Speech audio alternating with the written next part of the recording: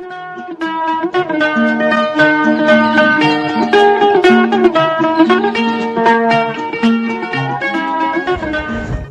आदाब, hello friends. आपके साथ मैं हूं फराज और चैनल फिल्मी फराज। और आजकल हम बातें कर रहे हैं रफ़ी साहब की, अक्सर करते हैं, लेकिन ये जश्न रफ़ी है 100 साल रफ़ी साहब के। और स्पेशल प्रोग्राम तो बना ही रहे हैं दोस्तों, लेकिन बहुत सी बातें होंगी। कैसे थे रफ़ी साहब बचपन में, कितने शरारती थे। जी हाँ, वो गोरे वाला बाग, आम का बाग और गरम गरम ताज़ा ताज़ा गुड़ खाने की आदत रफ़ी साहब को, तितलियां पकड़ने की, बहुत से बातें करेंगे। रफ़ी साहब इतने सीधे नहीं थे बचपन में। जी हाँ, कोटला सुल्तान सिंह में जो उनका गांव था, और बड़ी मुश्किल से उन्होंने अपना गांव छोड़ा था जब वो लाहौर गए थे। फिर पूरा सफ़र रहा लाहौर से बम्बई तक का, वो हम बात करेंगे उस खास कार्यक्रम में। ये जश्न रफ़ी है। लेकिन आज हम आपको बताने जा रहे हैं कि मोहम्मद रफ़ी साहब का इतना नर्म दिल था, फिर क्यों उन्होंने अपने दोस्त को थप्पड़ मार दिया था। जी हाँ, आप हैरत करेंगे इसकी क्या वजह थी।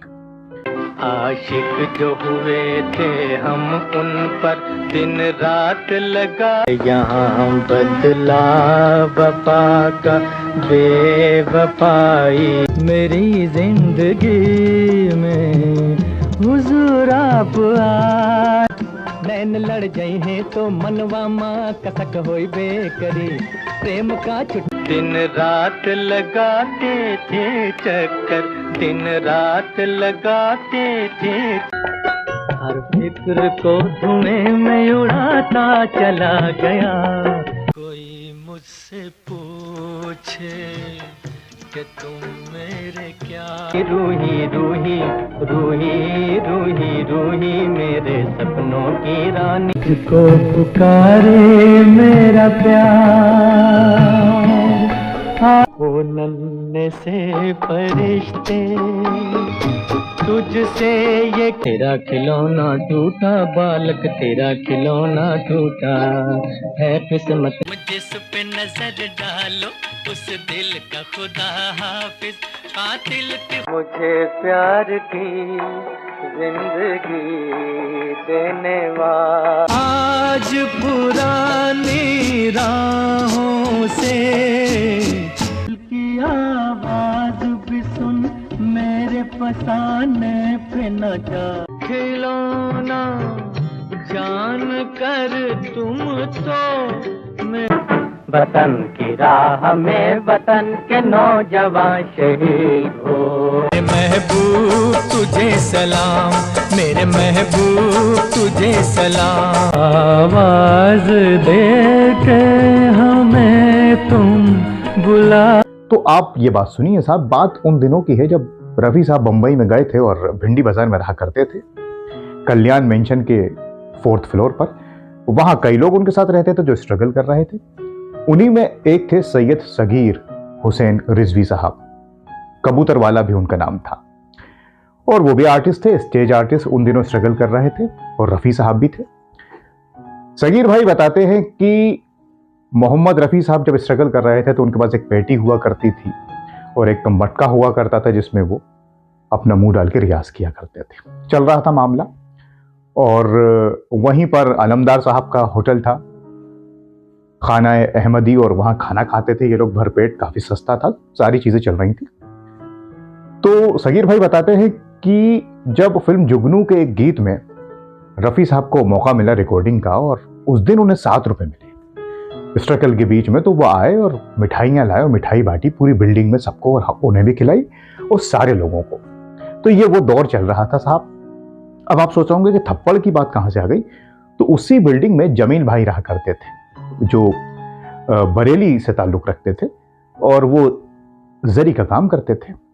सगीर भाई बताते हैं कि रफ़ी साहब के स्ट्रगल के दिनों में जमील भाई ने उनकी खूब मदद की हर तरह से।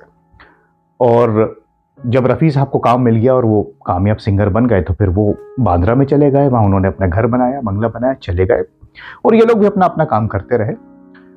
और बहुत वक्त के बाद ऐसा हुआ कि जमील भाई, जिन्होंने रफ़ी साहब की काफ़ी मदद की थी, वो बीमार पड़ गए और हालत काफ़ी नाजुक हो गई। तो जमील भाई ने सगीर भाई से कहा कि सगीर, रफ़ी को बता दो कि मैं बीमार हूँ, मेरे हाल उसे बता दो, वो मुझे बचा लेगा, वो मुझे मरने नहीं देगा, बड़ी मिन्नतों से। अब सगीर भाई परेशान के करे तो क्या करे। उन्होंने जमील भाई से कहा कि जमील भाई मैं आता हूं। और 2 दिन बाद जब सगीर भाई आए तो पता चला कि जमील भाई इस दुनिया फानी को अलविदा कह के जा चुके हैं, उनका इंतकाल हो गया, दुनिया में नहीं रहे। बड़ा अफसोस हुआ सगीर भाई को। उन्होंने कहा रफ़ी साहब से बिना मिले चले गए जमील भाई।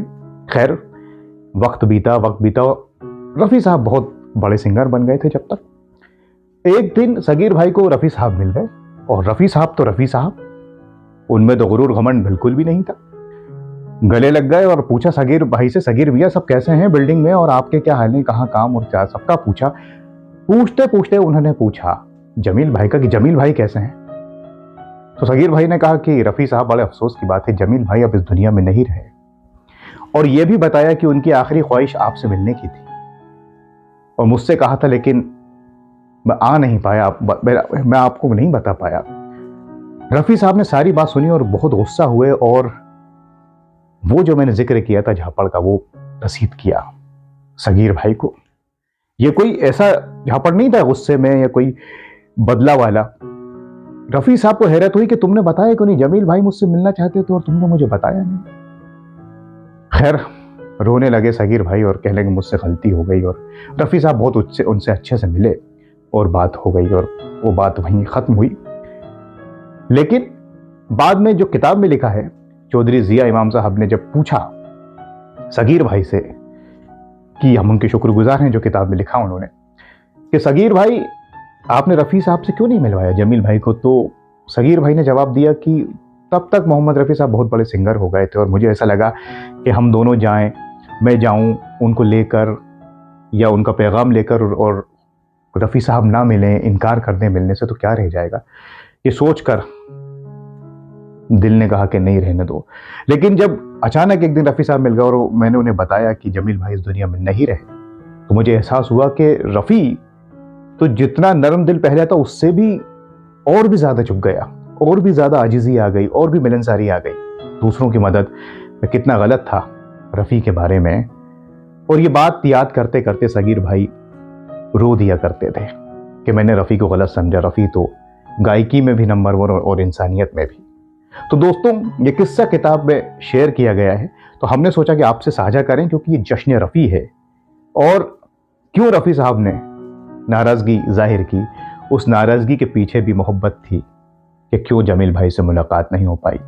वो जमील भाई जिन्होंने रफ़ी साहब की मदद की, और रफ़ी साहब तो उनकी भी मदद करते थे जो उनकी मदद नहीं करते थे या उनसे अच्छा व्यवहार नहीं रखते थे, क्योंकि वो रफ़ी हैं, मोहम्मद रफ़ी साहब।